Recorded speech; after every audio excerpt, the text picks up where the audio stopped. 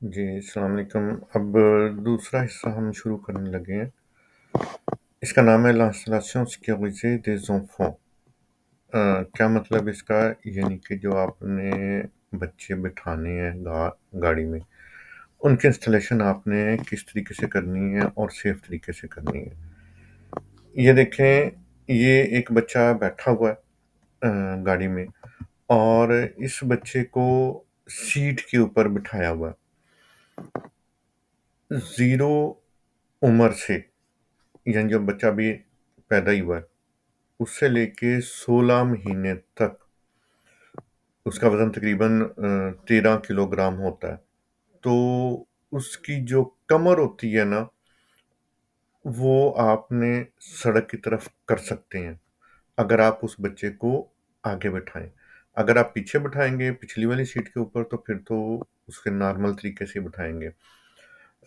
लेकिन जो आगे बिठाना है बच्चे को, ताकि आप उसकी देखभाल कर सकें, अगर वो रो रहा है क्योंकि बहुत छोटा है, दूध वगैरह माँग रहा है, तो इस सूरत में आगे बिठा सकते हैं। और जब आपने बिठाना है तो एहतियात इसमें ये आपको करनी पड़ेगी कि आपने एयर बैग जो है उसको बंद कर लेना है। अब बच्चों का इस तरह से हिसाब है कि आपने जब बच्चों को बिठाना है ना, तो इसमें एक लगा होता है सिस्टम, इसे कहते हैं आइज़ोफ़िक्स। आइज़ोफ़िक्स यानी वो जो बेल्ट होती है ना, जिसमें जाके लगती है बेल्ट, उसमें जब आप लगाते हैं बेल्ट को नीचे वाले हिस्से में, तो एक टक की आवाज़ आती है। तो ये ऐसा सिस्टम होता है, इसमें आप बच्चे की ये जो सीट है इसको भी रख सकते हैं और आराम से खोल भी सकते हैं। ये इतना ईज़ी सिस्टम है, इसीलिए इसका नाम आइज़ोफ़िक्स रखा गया हुआ है। तो इसमें ये होता है कि आपने बच्चे को बिठाना है, ज़िम्मेदारी आपकी है। पहले तो हमने देखा कि जो बड़े थे उनकी इंस्टॉलेशन देख ली, लेकिन जो बच्चे हैं उनकी उम्र 18 साल तक इन्होंने रखा हुआ है। उससे नीचे-नीचे जो भी आपकी गाड़ी में बैठेगा वो आपकी ज़िम्मेदारी होगी। आपने अगर एक बच्चा बिठाया और आपने उसकी बेल्ट ना लगाई, क्योंकि ये आपकी ज़िम्मेदारी है अब, तो आपको 135 यूरो जुर्माना होगा। और दूसरा बच्चा बिठाया, उसकी बेल्ट नहीं लगाई, 135, यानी हर बच्चे के पीछे 135 यूरो आपको जुर्माना होगा। लेकिन इसमें ये है कि आपके पॉइंट नहीं कटेंगे। बड़ों की सूरत में तो पॉइंट कट रहे थे, इसमें पॉइंट नहीं कटेंगे। अब अगली पर आ जाते हैं, अगली सीट पे। ये देखें, इसमें आपने देखा है कि 9 से लेके 10 महीने के जो बच्चे होते हैं, उससे लेके 3-4 साल, यानी 9 से 18 किलो के जो बच्चे होते हैं, उसको आप दोनों किस्म की ये जो सीटें हैं, इन पर आप बिठा सकते हैं। एक किस्म की सीट में आप देख रहे हैं, वो बेल्ट जो है वो बच्चे के ऊपर से आई हुई है, और दूसरे किस्म की बेल्ट जो है वो बच्चे के कंधों से आके उसके दोनों टांगों के दरमियान में जो लगा हुआ है अटैच करने वाला सिस्टम आइसोफिक्स के लिए, उस पर लगा हुआ है। तो ये आपने दोनों सीटें जो है ये बच्चों के लिए इस्तेमाल कर सकते हैं। फिर जब बच्चा थोड़ा सा ज़्यादा बड़ा हो गया, यानी 3-4 साल से लेके 10-11 साल तक, यानी 15 से 36 साल तक, तो ये जो आपको मैंने सिस्टम बताया आइज़ोफिक का, ये इस तरह से लगता है कि बेल्ट आपने उसके ऊपर से लेके आए, और जब उसने बेल्ट को आपने सीट के ऊपर लगाना है, तो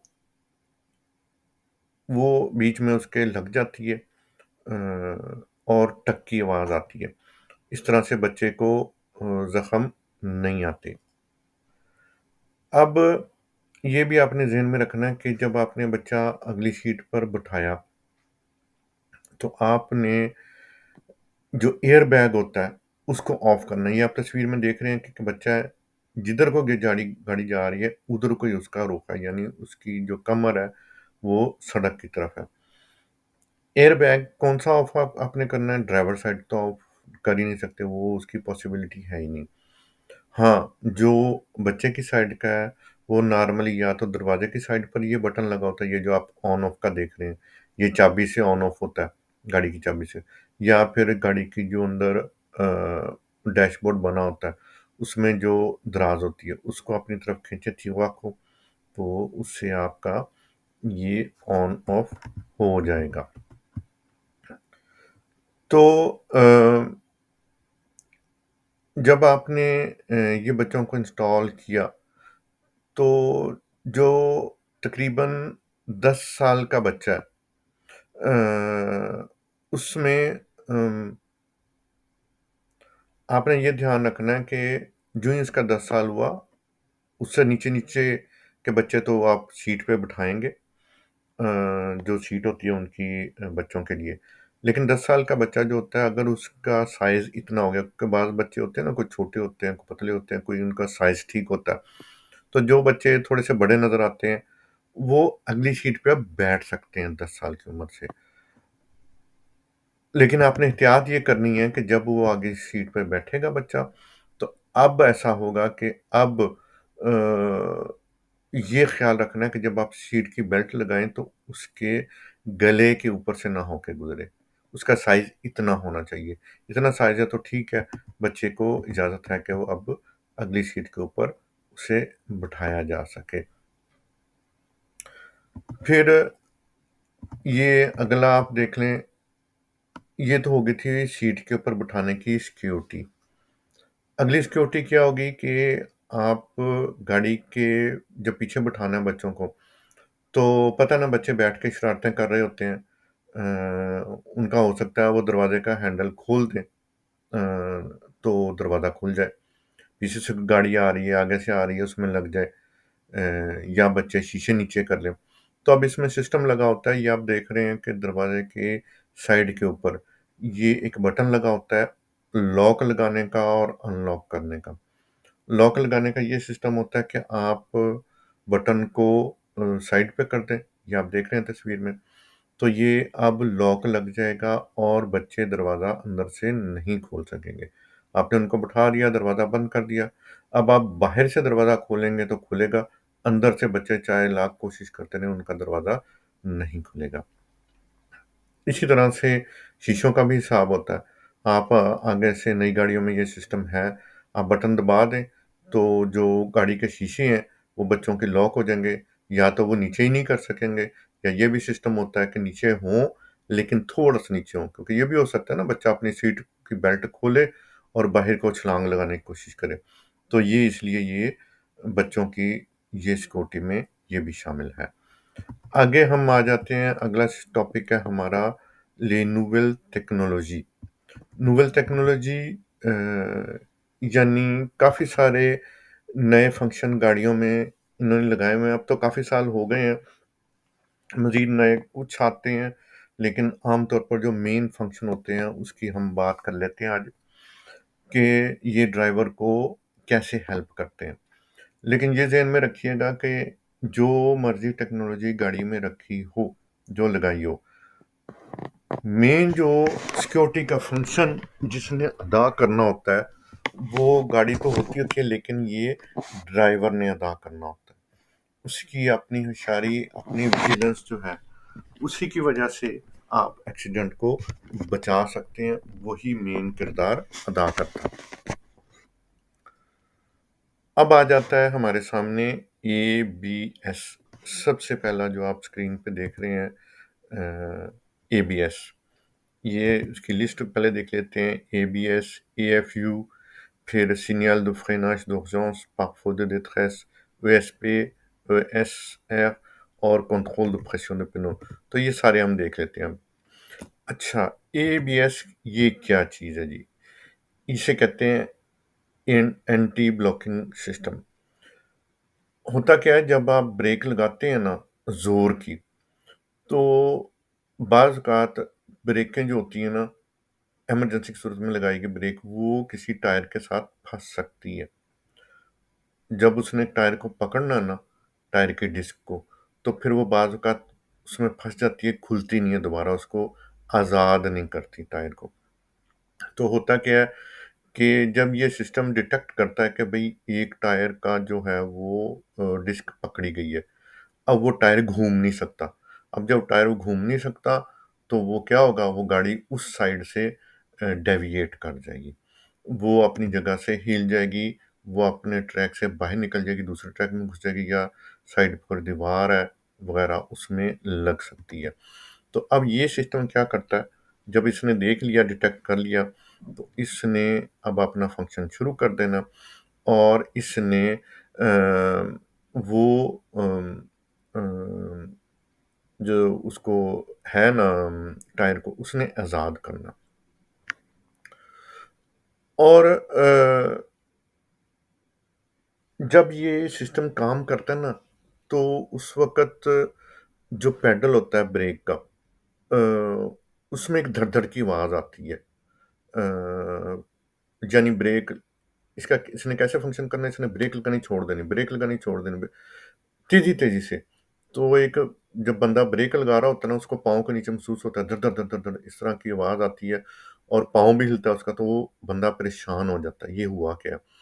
तो उस वक़्त परेशान नहीं होना, ब्रेक का प्रेशर नहीं छोड़ना, पाँव वहीं पे दबा कर रखना आपने। तो अगर आप ब्रेक छोड़ देंगे तो फिर तो वो ख़त्म हो जाएगा ना सिस्टम। वो कहेगा भई अब इसको ब्रेक की ज़रूरत ही नहीं है, वो छोड़ देगा। तो आपने ब्रेक दबा के रखनी है, हैरान नहीं होना। तो वो सिस्टम अपना काम करके वो टायर रिलीज़ कर लेगा और गाड़ी अपने ट्रैक में ही रहेगी। तो ये था आपका एबीएस एंटी ब्लॉकिंग सिस्टम। अगला सिस्टम आ गया है एएफयू।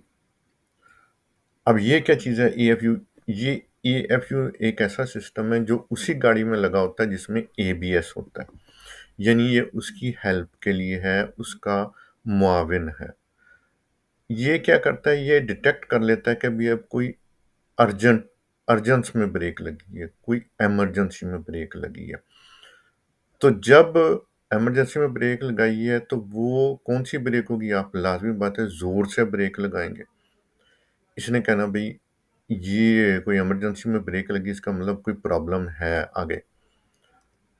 अब इसने क्या करना है कि जितना आपने प्रेशर डालना है ना ब्रेक के ऊपर, तो उसको वो बढ़ा देगा मैक्सिमम पर।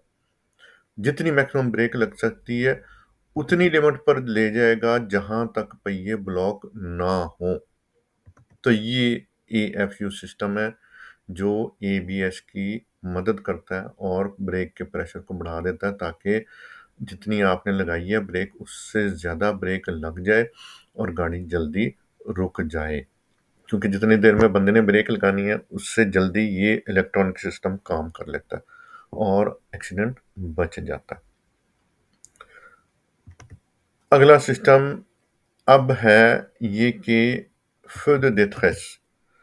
अब जब आपने एबीएस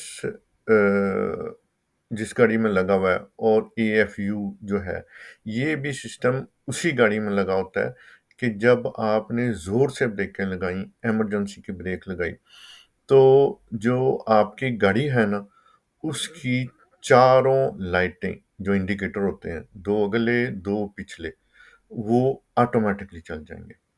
वो अब जल जाएँगे किस लिए?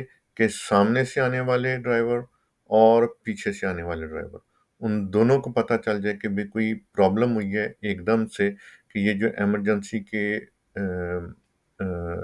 जल गए हैं इंडिकेटर, तो इसका मतलब कोई प्रॉब्लम है, तो वो होशियार हो जाएँगे, तो आपकी गाड़ी जो है उसकी अ, उसका कोलिजन नहीं होगा, उसकी टक्कर नहीं होगी। तो ये जो है ये भी एक सिस्टम नई गाड़ियों में लगा होता है। अब आगे आ गया अगला सिस्टम यूएसपी ईएसपी। ये ईएसपी क्या काम करता है? ये डिटेक्ट करता है कि आपकी गाड़ी जो है वो स्लिप हो रही है, यानी अपनी जगह से हट रही है। मसलन कोई बारिश वगैरह हो रही है, ज़मीन स्लिपरी है, तो इसने डिटेक्ट कर लेना, बड़ी जल्दी ये डिटेक्ट कर लेता है कि आपकी गाड़ी फिसल रही है। तो उस वक़्त क्या करता है कि इसने चारों टायरों के ऊपर ना ब्रेक का प्रेशर जो है ना, वो खुद ही डिस्ट्रीब्यूट करना। कैसे करना है? देखें, अगर आपकी गाड़ी एक साइड को जा रही है ना, तो उसने दूसरी साइड पर जो प्रेशर है ना ब्रेक का, अगले पहिए पर या पिछले पहिए पर, इसने खुद ही डिटेक्ट कर लेना कि ये इधर को जा रही है, तो मैं दूसरी साइड के ब्रेक लगाऊँ पहिए के ऊपर, तो ताकि गाड़ी जो है ना वो खुद ब खुद ब्रेक लग के तो वापस आ जाए। अब ये देखें लेफ्ट साइड के ऊपर survirage, यानी आपने राइट साइड के ऊपर मुड़ना है ना, तो आपकी गाड़ी जो है अगर स्लिप हो जाए, तो लेफ्ट साइड पर ब्रेक में उसमें दिखाया हुआ है कि सुर्ख रंग में 100 ओएस पे सुर्ख रंग का जो तीर है कि उसके बगैर गाड़ी ऐसे मुड़ जाएगी स्लिप होके, और अगर ओएस पे लगा हुआ है तो वो खुद ब खुद इसको टायरों को डील कर लेगा, उस पर ब्रेक के ऊपर प्रेशर डाल के, तो इस तरह आपकी गाड़ी मुड़ जाएगी।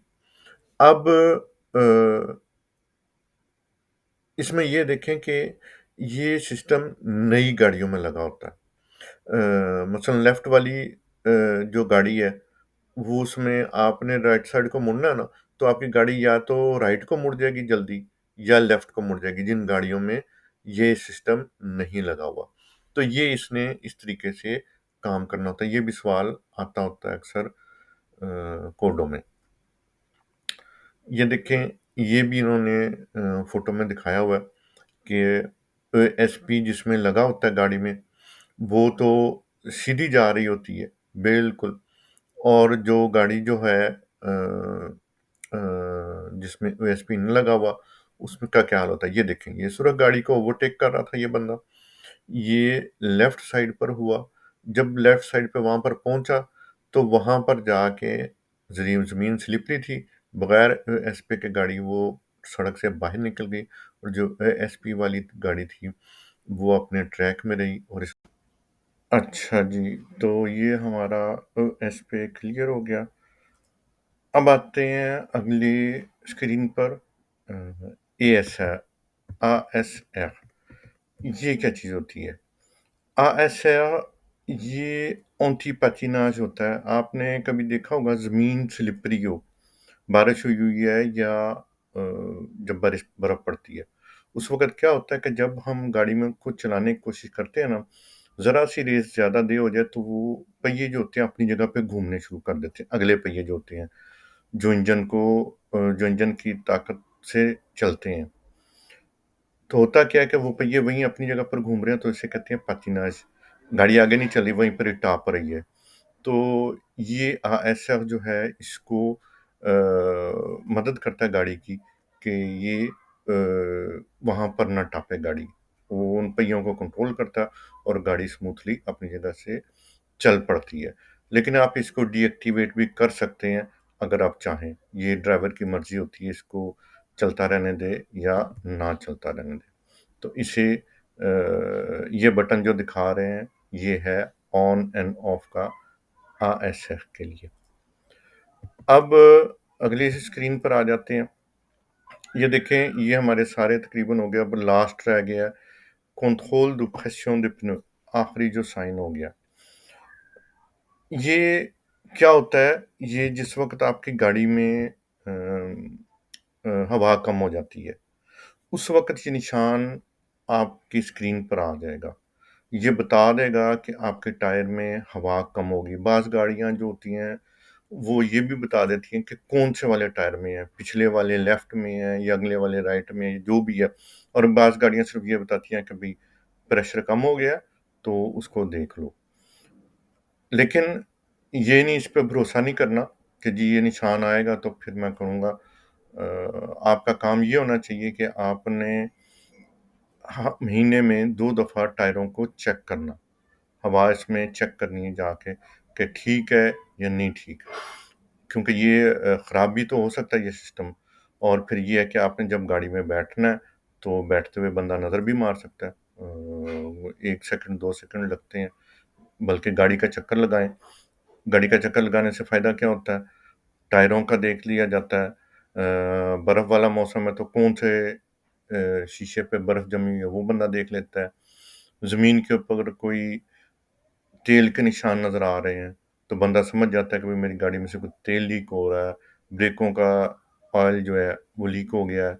या कोई और प्रॉब्लम है, तो बंदा उसको चेक कर सकता है। लिहाज़ा चक्कर लगा लें, वो फ़ायदेमंद ही रहता है। अच्छा, अब आ जाते हैं नेक्स्ट स्क्रीन पे, लेज़ेड अला खुंदवित। लेज़ेड अला खुंदवित यानी कि नई गाड़ियों में जो आलात लगे हुए हैं बंदे की हेल्प के लिए, गाड़ी चलाते हुए उसको फैसिलिटेट करने के लिए, कि बंदा ईज़ी होके गाड़ी चला सके। लेकिन ये याद रखें कि ये आलात हर ड्राइवर के लिए फ़ायदेमंद नहीं होते। आप देखेंगे अभी क्या वजह है उसकी, और ना ये हर सड़क के लिए फ़ायदेमंद होते हैं। हमें पता होना चाहिए कि कौन-सा आला किस टाइम पर और किस किस्म की ट्रैफ़िक में हमारे काम आ सकता है, और किस किस्म का एनवायरनमेंट हो, तो उस वक़्त हमने यूज़ करना है। चलते हैं पहले की तरफ। इसे कहते हैं, बल्कि दोनों ही हैं इसमें, लिमिटर दो विटेस और रेगुलेटर दो विटेस। अच्छा, ये लिमिटर दो विटेस ये क्या होता है? लिमिटर दो विटेस ये आपकी स्पीड चूज़ करने में मदद करता है। वो कैसे? आप गाड़ी चला रहे हैं, आपने ये बटन दबा दिया, आप जा रहे थे 70 की स्पीड पे। अब आपकी गाड़ी 70 पर ही चलेगी। आप अपने रेस के पैडल को छोड़ सकते हैं। आप अपना पाँव पीछे कर लें, हवा में रखें रेस के सामने, गाड़ी ऑटोमेटिकली 70 की स्पीड पर चलती रहेगी। ना उसकी रेस कम होगी, ना ज़्यादा होगी। अब इसका नुकसान और फ़ायदा क्या है? फ़ायदा तो ये हो गया कि आप थकेंगे नहीं इतने, क्योंकि बार-बार आपको रेस देनी पड़ रही थी। नुकसान इसका क्या है कि जब आदमी इसको जो शहर की सड़कें होती हैं, वहाँ पर लगा ले, तो गाड़ी ने चलते रहना। हालाँकि आप अगर अपने पैर से रेस दे रहे होते, तो कभी आप रेस दे लेते, कभी छोड़ देते। सामने नज़र आ रहा है, रश आ रहा है, तो आप रेस छोड़ देते, गाड़ी खुद ही आहिस्ता होके वहाँ पे पहुँच जाती। इसने उसी स्पीड पे गाड़ी ने चलते रहना है, और आप जब ब्रेक लगाएँगे, तो फिर इसने डीएक्टिवेट होना, लेकिन जितनी देर में बंदा लेट हो जाता है बाज़ औक़ात, तो बंदा खतरे में आ जाता है। फिर ये है कि इससे गाड़ी का पेट्रोल भी ज़्यादा खर्च होता है, क्योंकि अब जब आपने चढ़ाई पे चढ़ना है या नीचे उतरना है, इसने स्पीड वही रखनी है। ऊपर चढ़ते हुए गाड़ी के इंजेक्टर वो ज़्यादा खुल जाते हैं, ताकि ज़्यादा पेट्रोल निकले, ताकि स्पीड उतनी बरकरार रहे। तो इसकी वजह से फिर पेट्रोल जो है, वो भी ज़्यादा खाया जाता है। फिर इसमें ये है कि ये डीएक्टिवेट कैसे होता है कि जब आपने ब्रेक लगानी है ना, हल्की-सी ब्रेक, तो इसने डीएक्टिवेट हो जाना फ़ौरन। फिर आपने अपने पाँव से ही रेस देनी है, तो फिर ही गाड़ी तेज़ होगी। फिर ये है कि इसको उस वक़्त आपने नहीं इस्तेमाल करना जिस वक़्त बारिश हो रही हो। उस वक़्त क्यों? उस वक़्त एक्वाप्लानाज हो सकती है। एक्वाप्लानाज मैंने एक्सप्लेन किया था पहले भी, कि क्या होता है कि जब बारिश हो रही हो और एक जगह पर पानी इकट्ठा हो गया हो, तो वहाँ पर गाड़ी जब घुसती है, तो वो पानी की सतह पर तैरना शुरू कर देती। तो इस सूरत-ए-हाल में ये डेंजरस होगा, इसको आपने यूज़ नहीं करना। तो इसको यूज़ करते हुए क्या तरीका होगा कि आपने पाँव तो पीछे कर लेना रेस से, लेकिन ये है कि वो रेस के सामने ही रहेगा, ताकि फटाफट जो ही ब्रेक लगे, तो आपका पाँव तो नॉर्मल पोज़ीशन पे होगा, तो आपका चूँकि आदत है पाँव को इस तरह हिला के ब्रेक लगाने की, तो वहीं पर ही रखें जहाँ पर रखना चाहिए, या ब्रेक के सामने ले जाएँ, ताकि और भी जल्दी से ब्रेक लगा सकें, तो हवा में ही आपका पाँव रहेगा। दूसरा जो नीचे आपको नज़र आ रहा है, लिमिटर दो विटेस। लिमिटर दो विटेस ये क्या होता है? ये होता है कि आपने डिसाइड कर लिया है कि मैंने एक स्पीड लगानी है, और इससे ज़्यादा मैंने गाड़ी तेज़ नहीं करनी। मिसाल के तौर पर आप शहर में जा रहे हैं, एक जगह पर सड़क के ऊपर स्पीड लगाई हुई है हुकूमत ने कि 70 से ऊपर गाड़ी यहाँ पे चलाना मना है। आप इसको इंडिकेट कर दें, बटन दबा दें 70 पे जाके। अब ये स्पीड 70 से ऊपर गाड़ी नहीं जाएगी। आप रेस दबाएँगे भी तो नहीं जाएगी। तो इसका फ़ायदा ये होता है कि गाड़ी चूँकि मुकर्ररा स्पीड की लिमिट से ऊपर नहीं जाई, तो आप चालान से बच जाएँगे। लेकिन अगर कोई इमरजेंसी हो जाए, मसलन कोई खतरा आ गया, आपने एकदम वहाँ से तेज़ी से गाड़ी निकालनी है स्पीड देके, तो आप ये कर सकते हैं, आप बहुत ज़ोर से उस पे रेस के पेडल को दबाएँ, तो फिर ये वहाँ से गाड़ी जो है तेज़ होके आगे निकल जाएगी। फिर ये डीएक्टिवेट हो सकता है। वैसे इन दोनों को डीएक्टिवेट करने के लिए बटन भी होते हैं, जैसे ये गाड़ी में नज़र आ रहा है राइट साइड पे, तो आप इसको बटन को दबाएँ तो डीएक्टिवेट हो सकता है, जो भी आपने आला उस वक़्त लगाया हो। अच्छा, अब आ गया ऐड ओ पासाज de vitesse। ये क्या होता है? ये होता है कि आप गाड़ी चला रहे हैं, आपकी गाड़ी एक स्पीड पर जा रही है। आपने अब गियर बदलना है। आपको पता है ना कि एक टाइम आता है जब आपको गियर बदलना होता है। ज़्यादा स्पीड करनी है तो अगला गियर लगाना है, कम स्पीड करनी है तो पिछला गियर लगाना। तो होता ये है कि बाज़ औक़ात बंदा अपनी बातों में लगा हुआ है, परेशानियों में सोच रहा है कुछ, तो उसकी तवज्जो नहीं रहती, तो फिर गाड़ी पेट्रोल ज़्यादा खाती है। तो क्या करना होता है कि ये स्पीड जो होती है ना, इसके मुताबिक स्क्रीन के ऊपर एक निशान आ जाता है। निशान आ जाता है किस किस्म का? मिसाल के तौर पर यहाँ पर उन्होंने ये स्क्रीन के ऊपर दे दिया हुआ है कि ये 3 नंबर जो है ना विटेस, इसको आपने करना।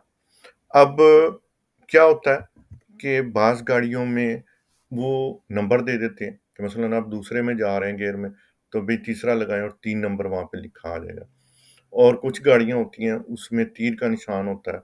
गियर छोटा करना है तो तीर का निशान आ जाएगा कि नीचे को, और ऊपर का तीर का निशान वो आपको इंडिकेट करेगा कि आपने अब स्पीड अपना जो गियर है उसको बड़ा करना है, अगले गियर में गाड़ी डाल लें। अगला आ गया अवेख्तिसार d'angle mort। ये एक निशान होता है, जो आप देख रहे हैं कि शीशा जहाँ पे लगा हुआ है ना, वहाँ पर एक बल्ब सा जल जाता है। जब भी कोई गाड़ी या मोटरसाइकिल आपके एंगल मॉक में आएगी, तो उस वक़्त ये निशान जल जाएगा। इसका मतलब ये होगा कि गाड़ी आ गई है, मसलन ये लेफ्ट साइड पे निशान जला ना, तो अब आपको पता है कि अगर मैं ट्रैक बदलूँगा तो वो गाड़ी मेरे एंगल मॉक पे है, टक्कर हो जाएगी। लेकिन ये अब आपको पता होना चाहिए कि एंगल मॉक होता क्या है? ये देखें ये स्क्रीन में। यहाँ पर हम एक्सप्लेन कर रहे हैं कि एंगल मॉक क्या होता है। इसको इंग्लिश में आप ब्लाइंड स्पॉट भी कह सकते हैं। सुर्ख रंग में देखें गाड़ी के आगे जो एरिया बना हुआ है, इस एरिये में हमारी नज़र डायरेक्ट पड़ती है। हमें प्रॉब्लम कोई नहीं है देखने में। कोई भी बंदा आए, मोटरसाइकिल आए, गाड़ी हमें नज़र आ जाएगा। फिर लेफ्ट साइड पर ये जो सब्ज़ एरिया बना हुआ है, यहाँ भी हम आँखों के किनारे से देख लेते हैं। कोई इतना ख़ास मसला नहीं होता, यहाँ पे चीज़ें नज़र आ जाती हैं। फिर ये जो ब्लू एरिया है, गाड़ी के साथ जुड़ा हुआ, ये एरिया ऐसा है कि जो शीशे से नज़र आ जाता है। हम शीशे में नज़र मारें तो हमें ये एरिया सारा नज़र आ जाएगा, यहाँ पे कोई गाड़ी हो, मोटरसाइकिल हो। लेकिन ये जो सफ़ेद एरिया है, सब्ज़ और नीले के दरमियान, यहाँ पर एंगल लिखा हुआ है। ये वो वाला एरिया है जो ना तो हमें आँख से नज़र आता है और ना हमें शीशे में नज़र आता है।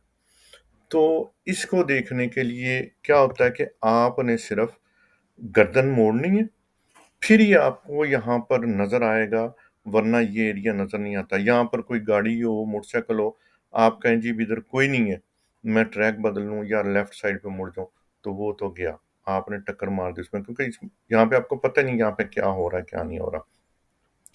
तो इसलिए इसको एंगुलमो को लाज़मी देखना होता है गर्दन मोड़ के।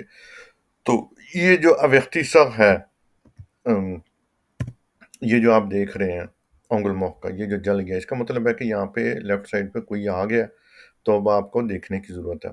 अब बाद बंदे कहेंगे मुझे क्या ज़रूरत है भाई देखने की, ये लाइट जल गई है, तो ऐसे नहीं।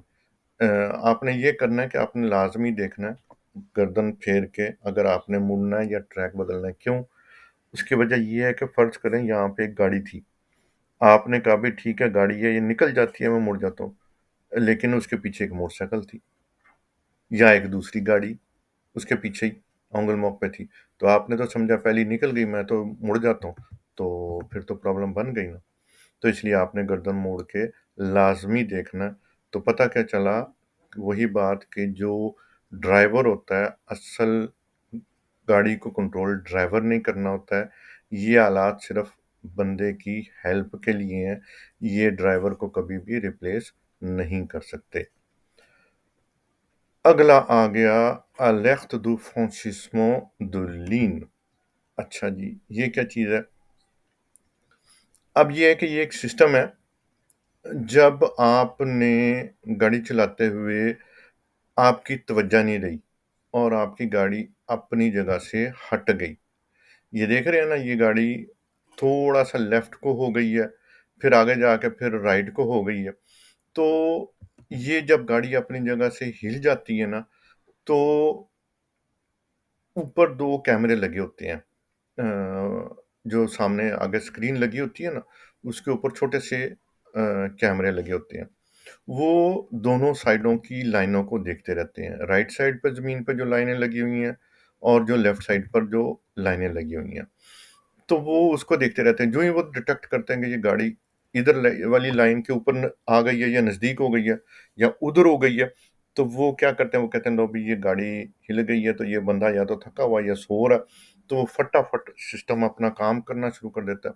तो ये दो तरह से काम करता है, या तो ये बीप बीप करना शुरू कर देगा, ये जैसे तस्वीर में नज़र आ रहा है, या फिर आपका स्टीयरिंग जो है ना, वो अपने जगह से धड़ धड़ करके हिलना शुरू हो जाएगा। आपके हाथों में हिलेगा स्टीयरिंग, तो आपको पता चल जाएगा कि भई कोई प्रॉब्लम या आप चुकन्ना हो जाएँगे, फटाफट और अपनी गाड़ी को सँभाल लेंगे। अगला आ गया radar de recul। ये आम है अब तो, बहुत अरसे से गाड़ियों में लगा हुआ है, यानी बैक कैमरा। जब आपने गाड़ी को बैक करना है, तो ये देख रहे हैं गोल दायरे में निचली वाली तस्वीर में निशान बने हुए हैं, ये असल में कैमरे हैं, जो पिछला मंज़र दिखा रहे होते हैं। जो ही आपने बैक गियर लगाया, तो ये कैमरा काम करता है और गाड़ी को बैक करते हुए दिखाना शुरू कर देता है कि पिछले एरिये में क्या हो रहा है। अब इसमें एक चीज़ आपने देखनी है कि जब आप बैक हुए, अब क्या हुआ कि पीछे तो कैमरे ने दिखा दिया, लेकिन अब क्या हम ऐसे कर सकते हैं कि हम गर्दन मोड़ के ना देखें, बस खाली कैमरे पे तवज्जो रखें? ऐसा नहीं करना। क्योंकि ये याद रखें कि अगर आपने गर्दन मोड़ के ना देखा, तो राइट साइड से या लेफ्ट साइड से कोई बंदा तेज़ी से चलता आ रहा है या कुत्ता भागता आ रहा है मिसाल के तौर पर, वो पीछे आ गया, तो जितनी देर में आपको नज़र आएगा ना कैमरे में आता हुआ, उतनी देर में आप लेट हो चुके होंगे ब्रेक लगाते हुए। लिहाज़ा गर्दन मोड़ के देखना, वो आपको दूर तक का एरिया दिखा देगा कि कोई आ रहा है या नहीं आ रहा। जितनी देर में वो गाड़ी के बैक पे पहुँचेगा, आप पहले ही एंटीसिपेट कर लेंगे और गाड़ी को रोक लेंगे। अक्सर स्टूडेंट जो गाड़ी सीख रहे होते हैं, वो गलती क्या करते हैं कि ये गाड़ी को बैक करते हुए ना कैमरे में देखना शुरू कर देते हैं कि बस इस पर देखना काफ़ी है मेरे लिए। क्योंकि नए होते हैं, तो फिर वो इंस्पेक्टर इस चीज़ को पसंद नहीं करते, तो वो आपको फ़ेल कर सकते हैं, क्योंकि उन्होंने कहा होता है कि भई स्टूडेंट गर्दन मोड़ के देखे पीछे, ताकि उसे दूर तक नज़र आए। और आपने यही करना है ड्राइविंग टेस्ट के दरमियान, इस कैमरे को भूल जाना और खुद गर्दन मोड़ के जो भी डिसीजन लेना है, जहाँ तक गाड़ी लेके जानी है, आपने वही करना। अच्छा जी, अब अगली आ गई assistance active au stationnement। ये भी काफ़ी अरसे से ये लगा हुआ है। मिसाल के तौर पर आपने जब गाड़ी पार्क करनी है, तो कुछ बंदे होते हैं, उनको गाड़ी पार्क करते हुए काफ़ी मसला होता है, ख़ास तौर पर नए ड्राइवर जो होते हैं, उनको मसला होता है। तो बटन दबा देते हैं गाड़ी में जिसमें ये सिस्टम लगा होता है, तो गाड़ी खुद ब खुद पार्क हो जाती है। वो कैसे पार्क हो जाती है? इसमें आगे-पीछे रडार लगे होते हैं, वो देख लेते हैं इधर क्या रुकावट है, उधर क्या रुकावट है, कौन-सी जगह खाली है, तो वहाँ पर गाड़ी फिर खुद ब खुद पार्क हो जाती है जाके। आपने अगर इसको डीएक्टिवेट करना है, तो हल्की-सी ब्रेक लगाएँ या स्टीयरिंग हल्का-सा मोड़ दें तो ये फ़ौरन डीएक्टिवेट हो जाएगा। तो जब गाड़ी पार्क हो रही हो इस तरीके से तो क्या करना होता है, ब्रेक के सामने पाँव रखना होता है और हाथ जो है वो स्टीयरिंग के नज़दीक रखना होता है और इर्द-गिर्द आपने फिर भी देखते रहना है क्योंकि ये जो इसमें सेंसर लगे हुए हैं, जो रडार लगे हुए हैं, हो सकता है वो किसी चीज़ को ना देख सकें, कोई भागता हुआ आ रहा है, वो जितनी देर में इसके पास पहुँचना है वो देर हो चुकी होती है उस वक़्त। तो वही बात निकली कि जो जिसने कंट्रोल करना है गाड़ी को, वो इन आलात ने नहीं करना, वो बंदे ने ही करना, वही मास्टर है गाड़ी का। फिर आ गया system embarqué de téléphonie mobile। अच्छा, पहले तो ऐसा नहीं था, लेकिन पिछले सालों में इन्होंने यही कैलकुलेशन की है कि जो टेलीफ़ोन था ना, वो 10% एक्सीडेंट में वहाँ तक इसकी रेशियो पहुँच गई थी कि 10% एक्सीडेंट टेलीफ़ोन की वजह से हो रहे थे। टेलीफ़ोन में क्या होता है कि जब बंदा फ़ोन करना शुरू करता है, तो वो अपने आप को उसी सिचुएशन में ले जाता है, जहाँ पर उसकी बात हो रही है। मिसाल के तौर पर एक बंदा गाड़ी चला रहा है और फ़र्ज़ करें वो शांतिये से अपने से आया, काम कर रहा था, वहाँ पे तखावो हो रहे थे। अब उसको दूसरे बंदे से उसकी बात हो रही, वो बता रहा है जी ये चीज़ ख़त्म हो गई, अब रंग ख़त्म हो गया, यहाँ पे रंग ख़राब हो गया। अब चला तो ये रहा है गाड़ी, लेकिन अब वो अपने ज़हन में ना वही मंज़र उसके घूमना शुरू हो जाएगा, आँखों के सामने वही मंज़र आना शुरू कि यहाँ पे ये हुआ था, यहाँ पे तो वो अपनी जगह से गायब हो जाएगा। वो सड़क नहीं उसके सामने नज़र में, अब वो मंज़र चल रहा है। तो उसके सामने कोई चीज़ आ जाए, अचानक कोई भागता हुआ आ जाए, कोई एकदम से ब्रेक जितनी देर में उसने नज़र वापस लेके आनी है ना उसका ज़हन और ब्रेक उसने लगानी शुरू करनी है या रेस देनी थी, रेस नहीं दे तो इतनी देर में लेट हो जाता है बंदा, एक्सीडेंट हो जाए। ये वजह होती है कि फ़ोन करते हुए आपने तवज्जो करनी है कि भई मैंने जो फ़ोन करना है वो छोटे से छोटा-सा टेलीफ़ोन हो। कुछ मिनटों का 1 आध मिनट का करके तो ख़त्म कर दें। अब फ़ोन भी किस तरीके से है, वो ये है कि आपने फ़ोन जो है, वो हाथ में पकड़ के नहीं करना। फ़ोन आपका सामने लगा हुआ क्रेडल में या ये जो मोबाइल है आपका गाड़ी से कनेक्ट हुआ हो, फिर आपको इस चीज़ की करने की आप कर सकते हैं फ़ोन। अब कानून में जो लफ़्ज़ इस्तेमाल हुआ मैंने पहले भी बताया था कि वो इजाज़त का नहीं है, वो है कि ये बर्दाश्त कर लेते हैं, फ़ोन करना जो है। यही वजह है कि जब आप बात कर रहे हों, हाथ में फ़ोन पकड़ के या आपने वैसे ही फ़ोन पकड़ा हुआ है, गाड़ी का इंजन चल रहा है, चाहे आप साइड पे आपने गाड़ी खड़ी की हुई है और गाड़ी का इंजन चल रहा है, आप पार्किंग में खड़े हुए हैं, उन्होंने फिर भी आपका चालान कर देना कि हाथ में क्यों फ़ोन पकड़ा इन चले हुए इंजन में। तो इसमें €135 जुर्माना है और 3 पॉइंट आपके कट जाते हैं ड्राइविंग लाइसेंस पर से। चाहे आपने ब्लूटूथ किट लगाई हुई हो या वो तार वाली जो होती है कास्क वो लगाई हुई हो, तो आपके 3 पॉइंट गए और €135 जुर्माना भी आपको हो गया।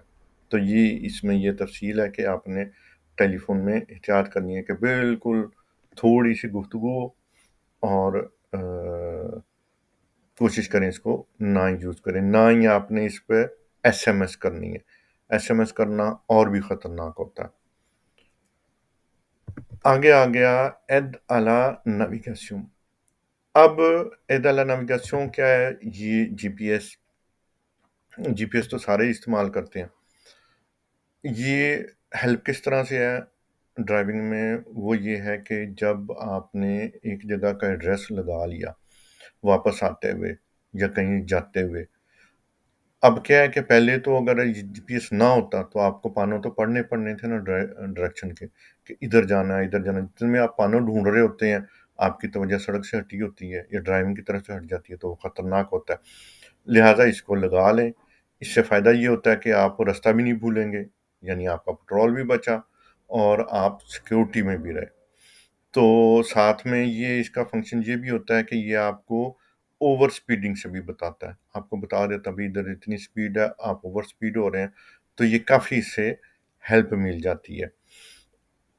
फिर इसके बाद ये है कि आपने जीपीएस जो लगाना है ना, वो चलने से पहले लगाना।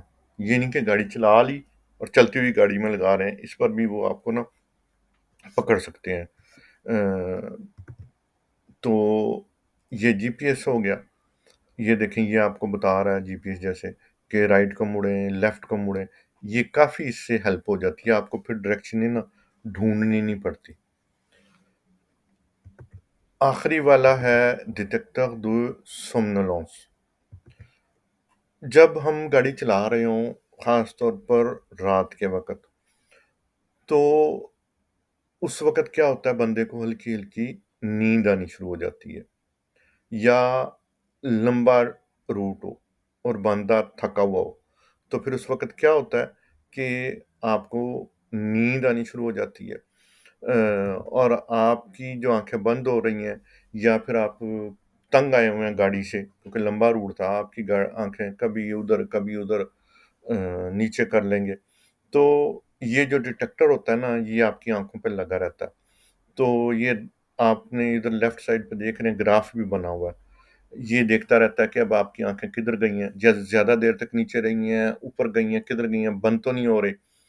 तो यूँ ही वो डिटेक्ट करता है कि इसमें कोई प्रॉब्लम हुई है, आपकी आँखें बंद हो रही हैं मसलन मिसाल के तौर पर, इतने सेकंड बंद रही हैं। क्योंकि जब आदमी झपकता है तो वो कुछ मिलीसेकंड में झपक लेता है आदमी आँखें।